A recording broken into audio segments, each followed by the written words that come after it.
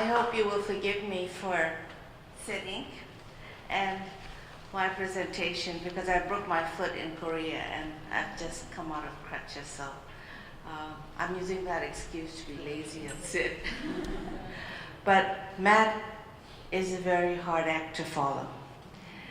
I am the executive director of Pacific Gateway Center that services immigrants, refugees, human trafficking victims, and all those that are underserved.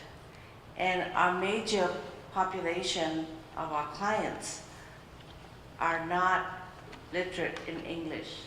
So communication is a major problem. I wanted to let you know that I'm going to tell you a naughty story first. When we started helping all the immigrants that were refugees who were coming from the Vietnam War, we had, of course, caseworkers that were assigned to each of them. And one day we got a call from the police station, and they said, please send your Lao worker down because we have a major problem. So she went, and then she came back, and I couldn't tell whether she was laughing or crying. And I said, what happened? And we had given this man his bus pass. We'd gotten him a job as a dishwasher in one of the Thai restaurants. And he was riding the bus. And when he was sitting in the bus, this very large woman got up and she was, getting off the bus. And at that moment, he noticed that her dress was, in the back, between the cheeks where the sun doesn't shine.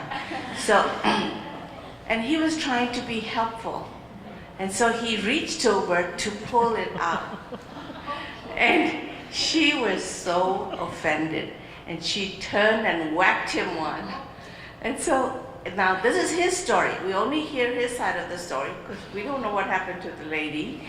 And he said, she thought, oh, maybe in America or in Hawaii, that's the way they want it. So he tried to put it back. And so she whacked him another time. The bus was in an uproar, and the bus driver had to stop, call the police. And then, of course, he couldn't speak English, so he couldn't explain anything, and we were called in. And of course, thank goodness for our Hawaii Language Bank, we were able to go down and help out. And it's those kinds of situations which brings me to think that when the families, the immigrant families, are doing well, we don't hear from them. It's when they're in trouble we hear from them, and it's always due to communication. It's due to conflict between husband and wife, or other types of in school where the children don't know what they were supposed to do because they didn't understand what the teacher told them. They didn't know what homework they had to complete. So we've had all of these minor problems, but they lead to larger ones. Because we had one student who was, showing his report card to his father, and it was all A. And he said, he's getting A, so the father was very proud. But then the school called him in, and of course he couldn't speak English, so they called us, and we went down. And the report card was actually saying absent. And the kid was skipping school, but he was showing the father A, and he thought he was doing great. But that's the type of problems when we can't communicate, not only between the teacher and the student, but also the parents and the student. We've had lots of interesting stories like that. And I'm looking for my security blanket.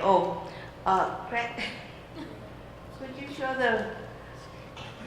I also want to show that there's a certain side that will touch on all the C's of peace in this short video. Yes. The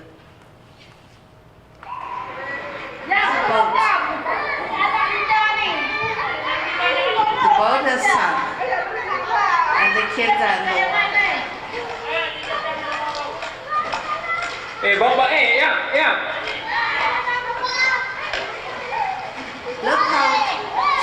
uses critical Ê, dạ, thinking. bé bái gì vậy đi?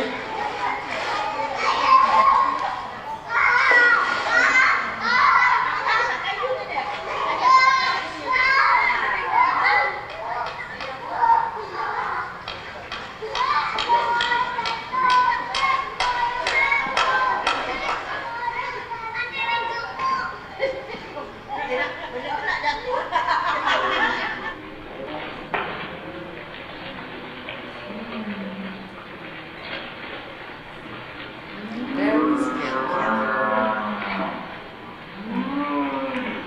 She knows the laws of physics and the water. But I want to know where the adults were standing on shore.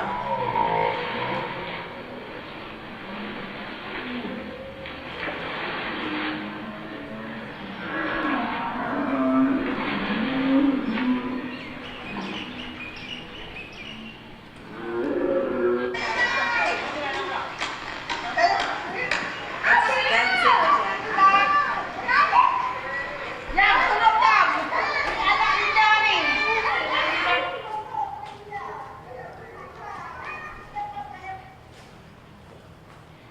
in that brief moment, and this is what most refugees face, they face some critical element that will either kill them or they can be traumatized. They have to flee. They have to get out of the situation they're in. And critical thinking is very important at that point. What decision do they make? What do they see? What information can they gather? And make a decision that will save their own lives as well as their family. The courage to go through with the plan they've come up with. I mean, this little girl was not thinking of herself. She was thinking, she had compassion for the younger ones who were out there. Some obviously, couldn't swim, but some were okay. And she did it all by herself. That little girl, I don't know who she is, but I think that, she deserves a medal. But of course, there was a supportive community of adults saying, do this, do that, whatever, from the shore. And I often think that when we don't have a supportive community, that's the other element that drags you down. So I was actually a very good student in following my instructions given to me by Lisa and Myaing, saying, what are the most important ones that affect your work and your life? And critical thinking and courage, compassion are very important. The next element is conflict resolution. So if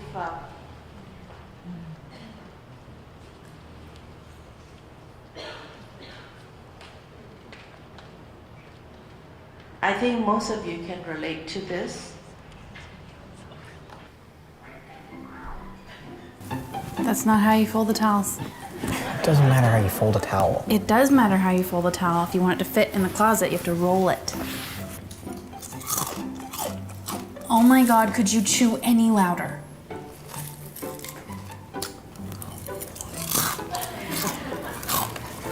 This goes on here. It takes 2 seconds. Well, then the next person who comes in will do it.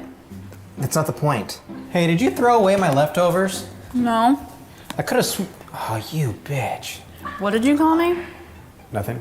The toilet paper goes over. It's printed that way so you could see it. No, the toilet paper goes under so that the cats don't get at it. That makes no sense. What do you want to get for dinner? I don't really care. Then just pick something. You choose. Told you. Shut up. I don't see why I have to put the utensils face down. Because when they're sticking up like that, if someone trips and falls, they're going to impale themselves and die. That's literally the stupidest thing I've ever heard. I'm not playing this game where I list every single thing and you shoot it all down. I'm not doing this again. Well, then I don't know what to tell you. Oh my gosh, watch this. This is the best line.